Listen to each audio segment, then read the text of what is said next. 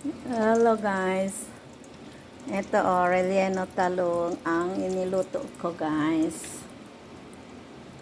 Ayan with chicken yan guys sa taas. Ayan ang luto ko para sa amin tanghalian ni Flor de Lisa guys. Ayan. Ayan. Luto na ang isa guys. Ito pa. Wala pa. Baliktad natin.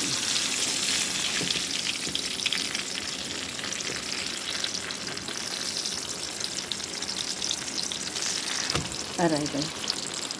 Wala nasunog. Nasunog guys.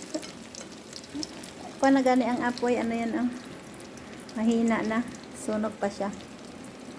Ayan guys. Ito luto na guys. Ito ang ganda ng pagkaluto guys. Wow. Sarap. Sarap siya guys. Yan, lutuin ko yan. Hinain ko ang apoy. Okay guys. Thank you sa watching. Bye bye.